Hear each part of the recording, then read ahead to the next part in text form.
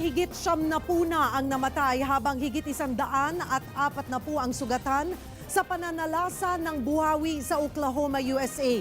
Kwento ng ilang Pinoy roon, karaniwan na ang mga tornado sa kanilang lugar. Pero itong huling dumaan, malahalimaw daw ang laki. Franz Noguera, ikwento mo. Lahat ng madaanan nilamon ng buhawing ito sa Oklahoma City sa Amerika. Nagliparan din ang mga bagay at sumabog ang linya ng kuryente. Naiwan ang malawak na pinsala.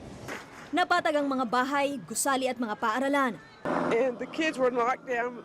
They went to get them and the doors were locked so we couldn't. And we're having a hard time finding transportation to get to school so we don't know. Nagpatong-patong ang mga sasakyan. Nagdulot din ito ng sunog. Umabot sa 71 ang patay kabilang ang 20 bata. Higit 140 naman ang sugatan. Doble kayod ngayon ang mga rescuers sa paghahanap pa ng mga survivor. Nasa 100,000 Pinoy ang nakabase sa mga apektadong lugar. Pero ayon sa DFA, wala tayong kababayan na nasaktan o namatay. Ayon sa mga weather forecasters sa Amerika, may lapad na aabot sa 2 milya o higit 3 kilometro ang buhawi. Kwento ng Pinoy sa Oklahoma na si Pastor Paul de Guzman. Sanay na sila sa buhawi, lalo tornado season ngayon. Pero nagulat daw sila sa naranasan. Yung buhawi talagang kakaiba sa lahat ito. Nag-umpisa ng maliit tapos lumalaki siya. Miles actually ang laki ng tornado. Paliwanag ng Pag-asa, isa ang Oklahoma sa mga lugar sa US na nasa tinatawag na Tornado Alley.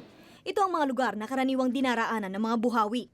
Kumpara sa Pilipinas, mas marami at mas malalakas ang mga nabubuong buhawi sa Tornado Alley. Dito sa Pilipinas, hindi po ganun lumalaki yung tornado dahil po sa diferensya ng temperature sa atin ay medyo maliit lang. Unlike po sa ibang bansa. Nabubuo ang tornado dahil sa pagsasalubong ng mainit at malamig na hangin. Mas madalas ito sa mga lugar na patag dahil walang bundok na babasag sa pamumuo ng thunderstorm clouds o cumulonimbus clouds.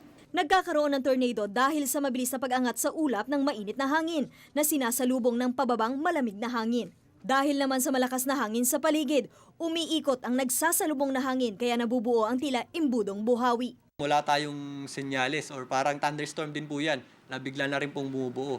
Yung ating tornado naman is hangin lang po yan na umiikot. Kaya lang po siya nakikita is dahil po sa mga debris or mga alikabok na dinadala niya or mga kaulapan na kanyang pinapaikot. Franz Noguera, News 5.